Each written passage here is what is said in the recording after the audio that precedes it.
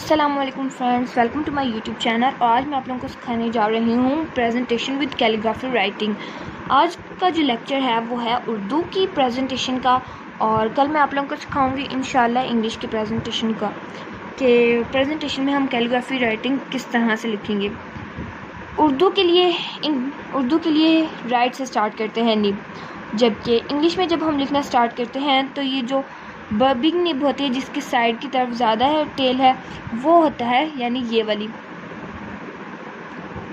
बड़ी निब, उसको हम इंग्लिश में लिखते हैं। लेकिन उर्दू में हम इससे ऑपोजिट डायरेक्शन में लिखते हैं, यानी हम राइट साइड की तरफ लिखते हैं। इंग्लिश में हम लेफ़्ट साइड की तरफ लिखते हैं और उर्दू में हम राइट साइड की तरफ लिखते हैं। तो लेट्स गेट स्टार्टेड।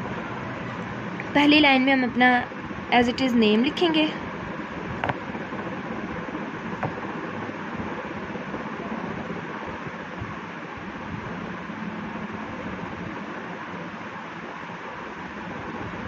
इस तरह से नेक्स्ट लाइन में हम अपनी क्लास लिखेंगे। जैसे कि मैं फॉर एग्ज़ाम्पल मैं यहाँ पे नहम लिख देती हूँ।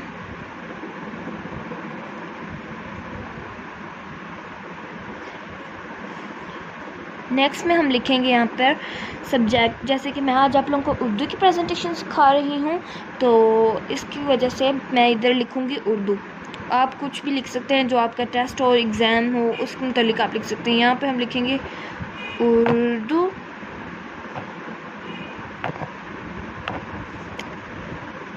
नेक्स्ट इस लाइन में अगर तो आप स्कूल में पढ़ते हैं और 8-7 में हैं तो आप यहाँ पे उस स्कूल का नेम लिखेंगे, और अगर आप लोगों ने बोर्ड के एग्ज़ाम देने हैं तो उसके लिए हम यहाँ पर नहीं लिखेंगे।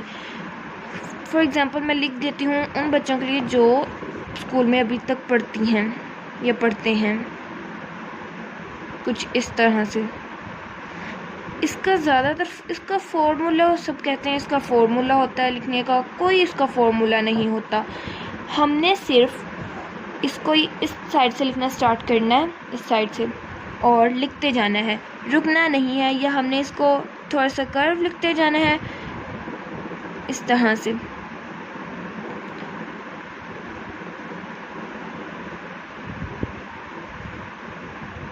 कुछ इस तरह से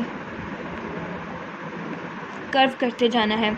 जहाँ पर मोटा आ रहा है वहाँ पर मोटा लिखेंगे, और जहाँ पे पतला आ रहा है वहाँ पे पतला लिखेंगे। अब नेक्स्ट हमारा क्या होता है, इस लाइन में हम लिखते हैं सवाल नंबर 1, कुछ इस तरह से।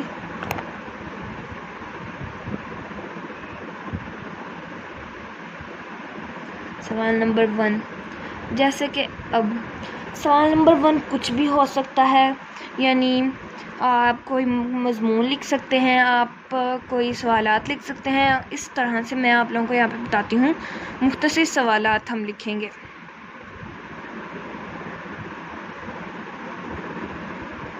मुख्तसर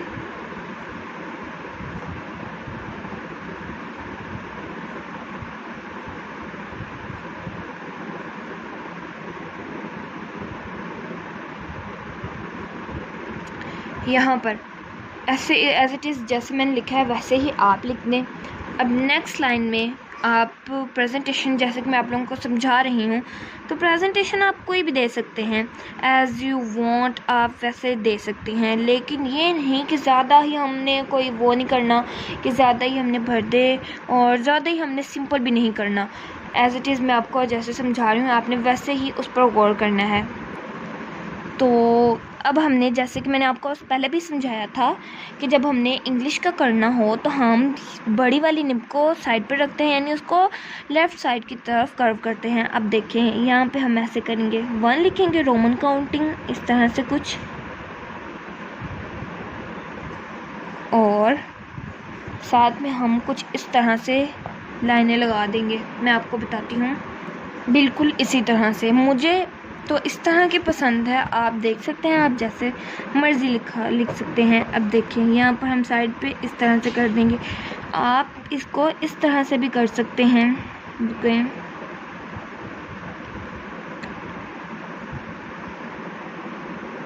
इस तरह से भी हम इसको प्रेजेंटेशन को कर इस तरह से अच्छे मार्क्स ले सकते हैं। देखें, पेपर में इतना लिखे हुए पर नहीं गौर किया जाता जितना प्रेजेंटेशन पर होता है। अगर आपकी प्रेजेंटेशन अच्छी होगी तो एग्जामिनर खुद ही सोचेगा कि अगर इसकी प्रेजेंटेशन अच्छी है तो इसका लिखा हुआ भी अच्छा होगा। तो अब यहाँ पे भी हम इसी तरह से प्रेजेंटेशन करते हैं। देखें, मैं आपको करके दिखाती हूँ। इस तरह से आई होप आप लोगों को समझ आ रही होगी। फिर यहाँ पर भी हम इस तरह से इसको ऐसे कुछ लाइंस लगाएंगे, बिल्कुल इस तरह से। आई होप आप लोगों को समझ लग रही होगी। अब यहाँ पर हम कुछ 3 डॉट्स लगा देंगे सेम इस तरह से। अब यहाँ पर भी मेरी लाइंस ख़त्म हो गई हैं, लेकिन आप लोग कोशिश करिए कि छोटा छोटा लिखें और प्यारा प्यारा लिखें। अब देखें, यहाँ पर भी हम कुछ इस तरह से लाइंस लगाएंगे।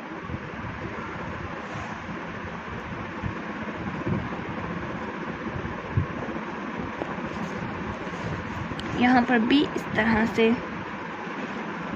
एक इसका और तरीका भी है कि अगर आप लोगों को ये प्रेजेंटेशन अच्छी नहीं लगी तो एक और तरीका है जिससे थोड़ा सिंपल, थोड़ा ब्यूटीफुल लगेगा। तो मैं आप लोगों को सिखाती हूँ। इनको जब आप वो प्रेजेंटेशन जो मैं अब आपको सिखाने जा रही हूँ अगर वो आप करेंगे तो फिर आपको ये लाइंस लगाने की बिल्कुल भी ज़रूरत नहीं है। और अगर जब फिर आप वो लगाएंगे तो फिर आपको ये लाइंस लगाने की ज़रूरत नहीं। अब मैंने तो यहाँ पर सब कुछ रेडी कर लिया है, तो मैं आप लोगों को यहीं पर सिखा देती हूँ। देखें, यहाँ पर फिर हम लाइन लगाएंगे बिल्कुल इस तरह से। अच्छा, मैं इसमें क्या करती हूँ कि जैसे आप देख सकते हैं, अब देखें ये जीम रे ये थोड़ा सा लाइन से नीचे जा रहे हैं, इनके नीचे आप लोगों ने लाइन नहीं लगानी। और जैसे कि ये लाइन है जो उन लफ्ज़ के नीचे आप लोगों ने लाइन लगानी है जो कि इस लाइन से ऊपर होंगे, जो नीचे जैसे कि रे जीम वगैरह इस तरह से वो जो उनसे लफ्ज़ होंगे ना उनके नीचे आप लाइंस नहीं लगाएंगे। तो अभी देखिएगा ये कितना खूबसूरत लगता, बिल्कुल इस तरह से।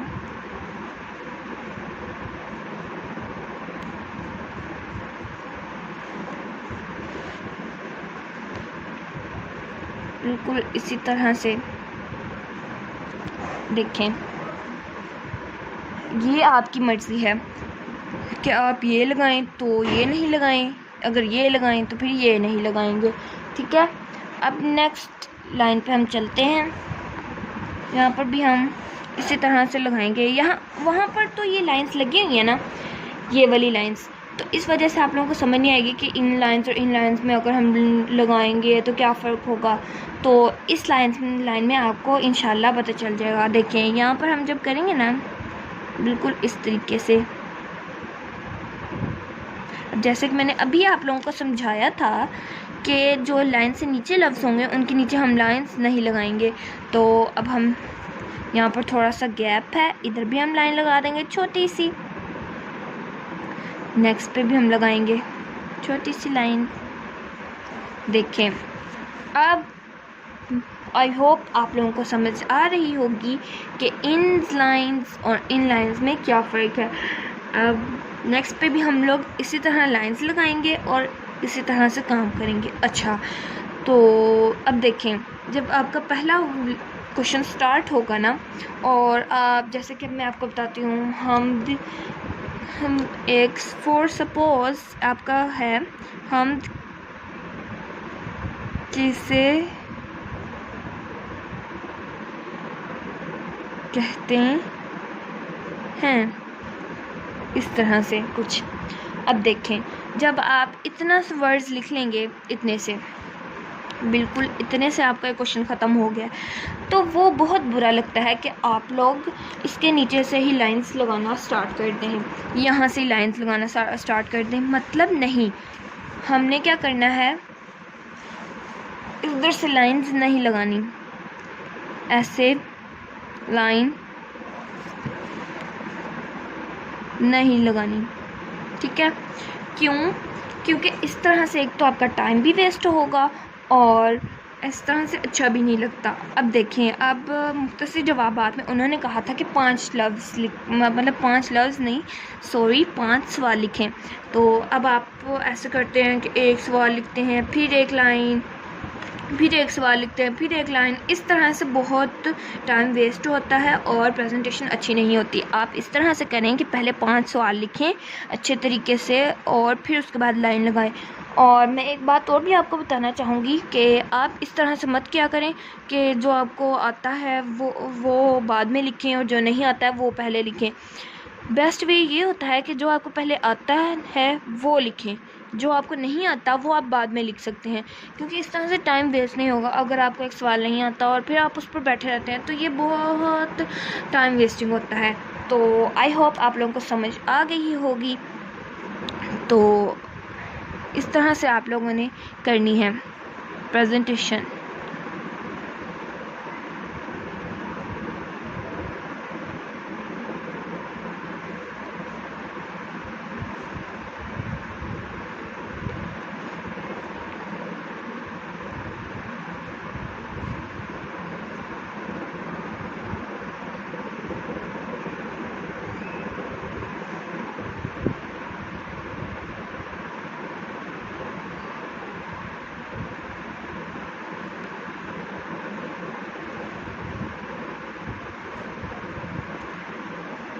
मिलते हैं नेक्स्ट लेक्चर्स में, तब तक के लिए